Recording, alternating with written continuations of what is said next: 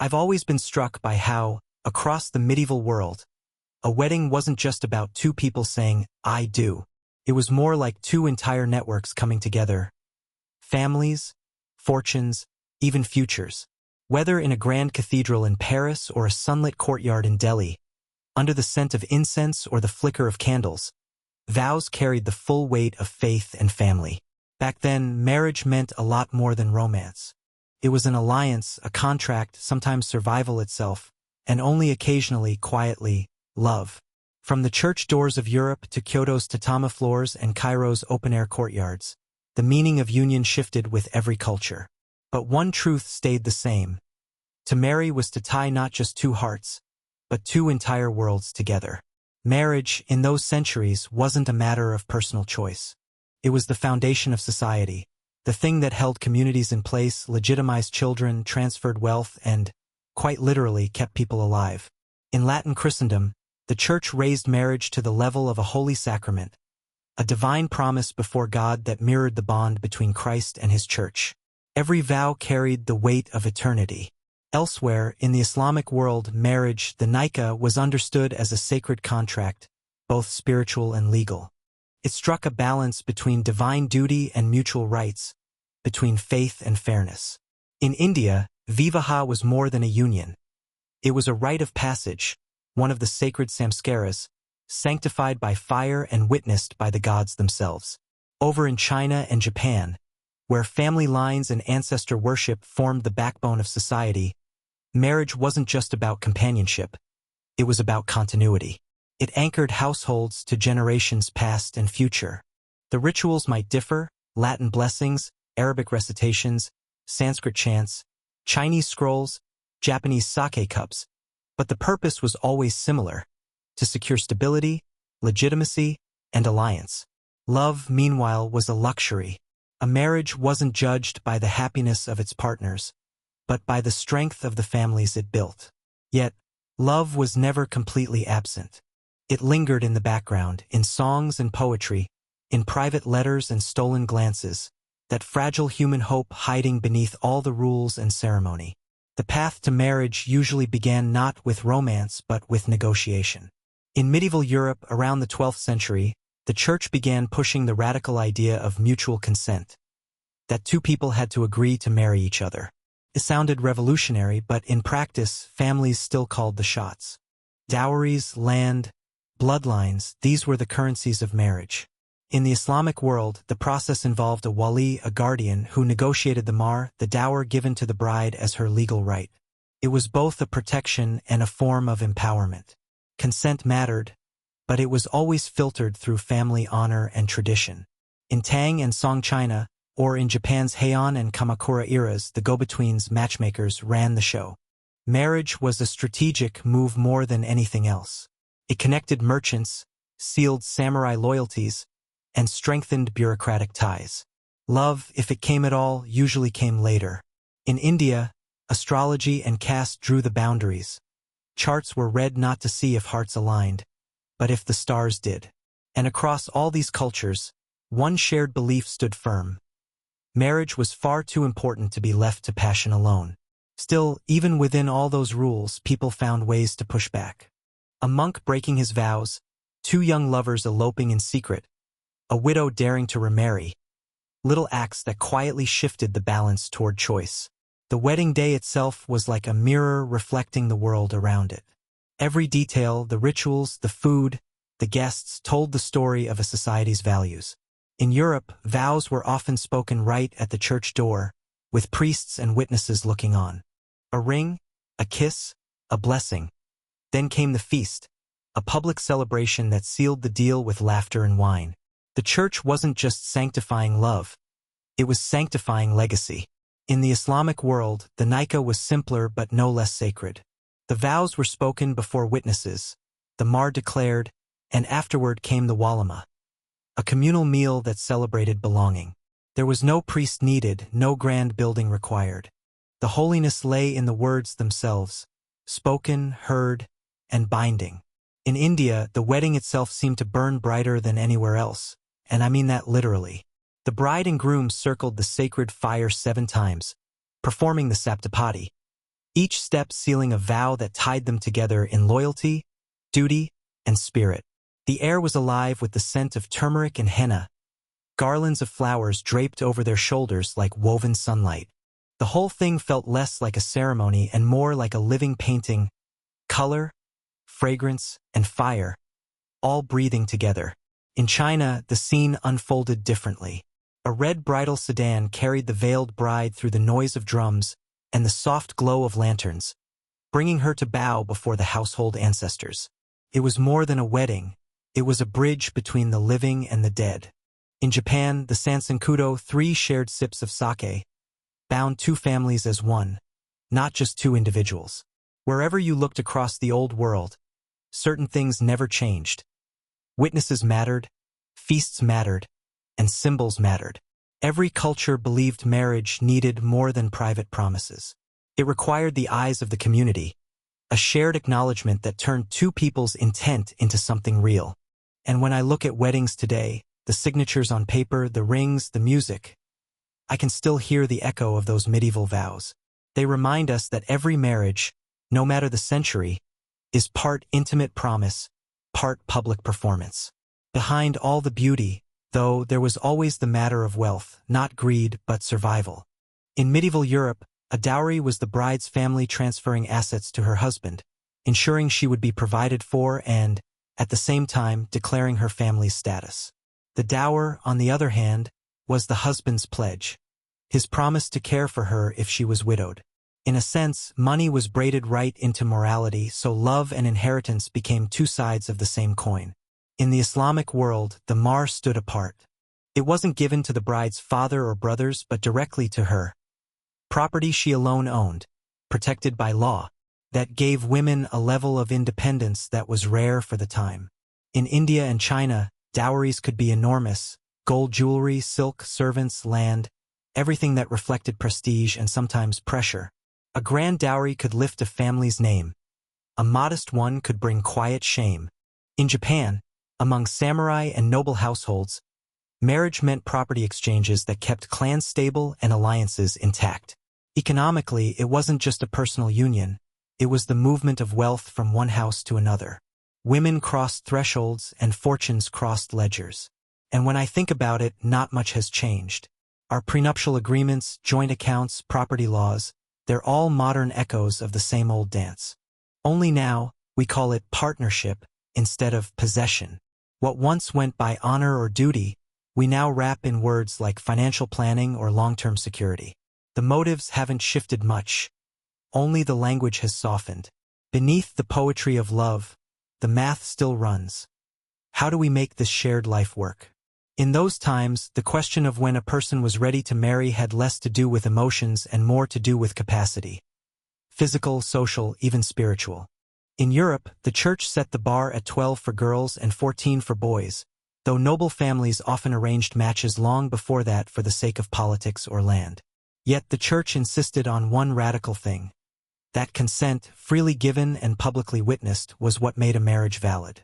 That idea, fragile as it was, planted the seed for something modern: individual choice.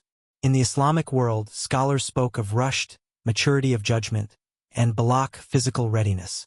Marriages could be arranged early, but consummation had to wait until it was safe, a reflection of moral restraint and care. In China and Japan, readiness was measured not by age but by role. A son's marriage carried the weight of continuing the ancestral line.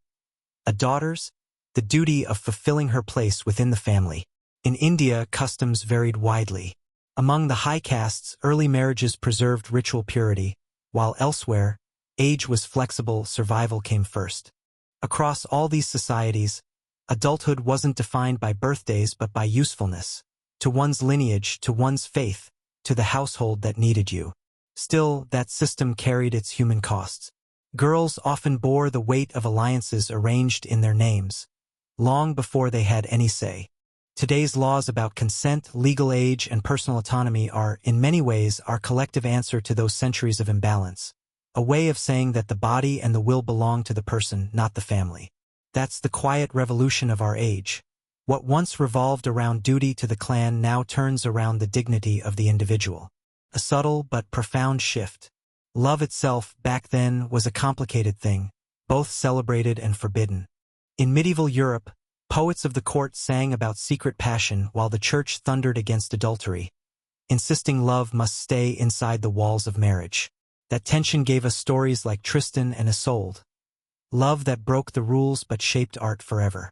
The church tolerated affection, sure, but only when fenced in by duty. Unchecked desire was seen as dangerous, even chaotic. In the Islamic world, poets like Rumi and Ibn Arabi found another path. They turned longing into something higher, a symbol of divine union, the human heart as a mirror of God's love. Still, the legal codes were clear and strict.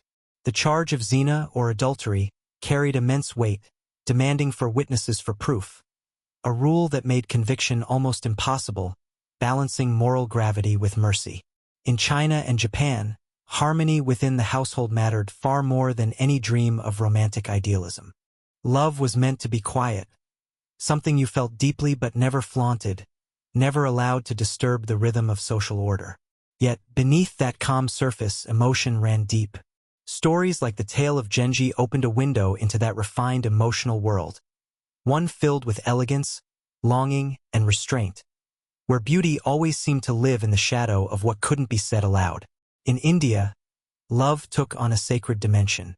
The great epics and bhakti poetry treated love not as rebellion, but as devotion. Whether divine or human, it was holy. The passion between Radha and Krishna, for example, blurred every line between spiritual rapture and human desire. Across cultures, jealousy was seen as a strange double-edged virtue, proof of love on one hand, a dangerous sin on the other. Back then, societies tried hard to discipline love through law, ritual, and moral codes. But art refused to obey. Even today, that tension hasn't gone away. Marriage is ruled by legislation, yet literature still speaks for longing.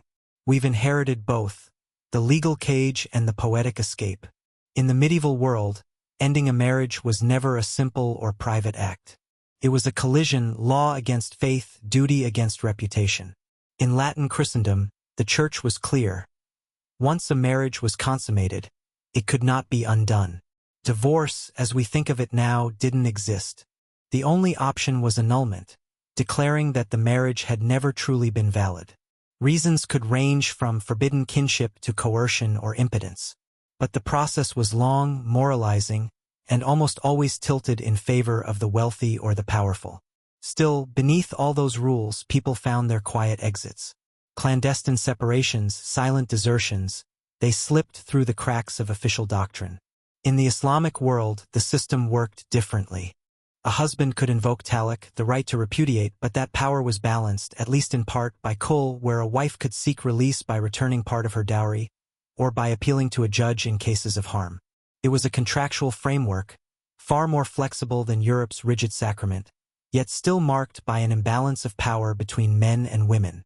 China's imperial law codes were just as structured, listing 7 grounds for repudiation: adultery, jealousy, disobedience, and more. But even there, compassion found its place. A man couldn't cast out a wife who had no family left to return to, or one who had endured hardship by his side. In Japan, household laws allowed for separation too, but it had to be mutual and witnessed within the clan, keeping even breakups under social supervision. In India, diversity made everything more complex. Some communities permitted desertion, others forbade remarriage entirely. Everywhere, ending a union wasn't just a legal act, it meant renegotiating the meaning of honor itself. When I think about modern laws, no-fault divorce, civil courts, gender equality, they don't feel like inventions so much as evolutions. The world finally learned to acknowledge what people always knew. Even sacred bonds can wear thin, and freedom deserves its own sanctity. Medieval marriage didn't just define who could love whom, it defined who could own what. In Europe, the doctrine of coverture merged a wife's identity into her husband's, making her, in law, almost invisible. But widowhood changed that. Through her dower rights, a woman regained a fragment of independence, the right to a portion of her husband's land, her life security carved out of his estate. In cities, guilds occasionally bent the rules, letting wives run shops or inherit trade licenses. Small, quiet gestures toward economic agency that hinted at what might one day become equality.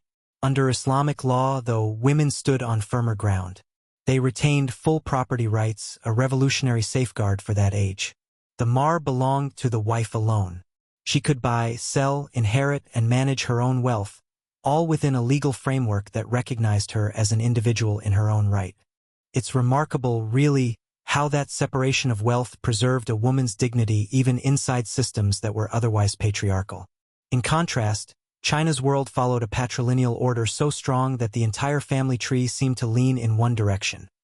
From father to son, generation after generation. In much of China, property flowed through the male line. Fathers to sons, generation after generation. Yet behind the scenes, widows often became the real stewards of those estates, managing land and labor to keep their families afloat. Their work was the quiet backbone of stability. In Japan, household systems tied inheritance tightly to clan lineage, but elite women in the Heian and Kamakura courts sometimes held surprising influence. Through marriage alliances and patronage, they could shape politics from within the folds of tradition. In India, a woman stridden, her personal wealth in the form of jewelry, gifts, or inheritance, stood apart from the dowry. It didn't grant full freedom, but it offered something equally powerful: recognition, a symbolic safeguard of her dignity and worth. Across all these worlds, marriage served as a grand machine for redistributing wealth, wrapped in the language of virtue and duty. Property wasn't just property. It became a code, a way to express loyalty, control, and trust all at once. And when I look at today's systems, community property, separate assets, or hybrid regimes, I can't help but see those same medieval logics beneath the modern gloss. Because even now, under all our new laws, the oldest question still lingers. When two lives join, can equality survive possession? A medieval wedding, after all, wasn't just about love. It was theater, a public declaration of belonging. In Europe, church bells would summon the entire village. After the vows, tables overflowed with roasted meats, loaves of bread, ale, and laughter. The feast turned solemn promises into shared memory. Minstrels sang songs of love and lineage, while the poor gathered at the edges, waiting for scraps, tokens of charity and community. In the Islamic world, the walima feast carried the same purpose. The groom's family opened their doors to everyone, letting the whole community eat together. It was generosity turned into ritual, proof of both prosperity and piety. In India, weddings roared with life. The beat of drums, the shimmer of gold silk, the thick scent of sandalwood smoke. Everywhere, feasting meant more than indulgence. It transformed a contract into a celebration. In China, red ruled the day, the color of joy, fertility, and unbroken lineages.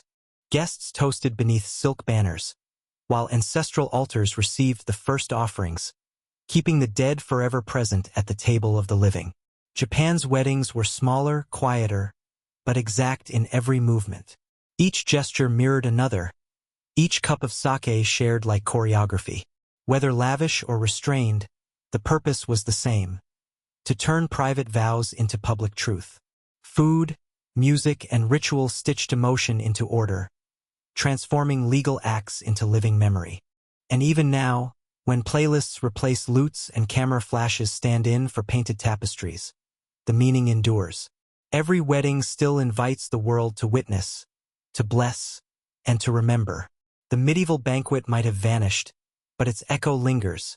In the breaking of bread, the pulse of a drumbeat, the way two hearts step into something larger than themselves. Marriage, in those old worlds, was never just love. It was a tapestry woven from faith, economy, and kinship. A contract with heaven, a bargain with family, a wager on the future. The words changed across borders: Latin vows, Arabic oaths, Sanskrit hymns, Chinese scrolls, Japanese cups of sake. Yet they all spoke the same truth: that love, to endure, needs structure. Yes, those forms were often unequal and unjust. Yet beneath them all lived a hope: that duty might protect tenderness, that commitment might keep love from slipping away. Even now, for all our freedoms, marriage still walks that same narrow bridge. balancing intimacy with institution, emotion with law. We've inherited pieces of each tradition: the Church's insistence on consent, the Islamic contract's clarity, the Indian rite's sanctity, the East Asian sense of lineage and continuity. We've kept their wisdom but shed their coercion. We've learned, or are still learning, that true partnership means tying affection to responsibility without binding one to submission. Once, women were traded for dowries or locked within lineage walls. Now, we reach for equity and choice. Once, families dictated. Now, we negotiate. Yet beneath all that progress, the same questions endure. Who decides?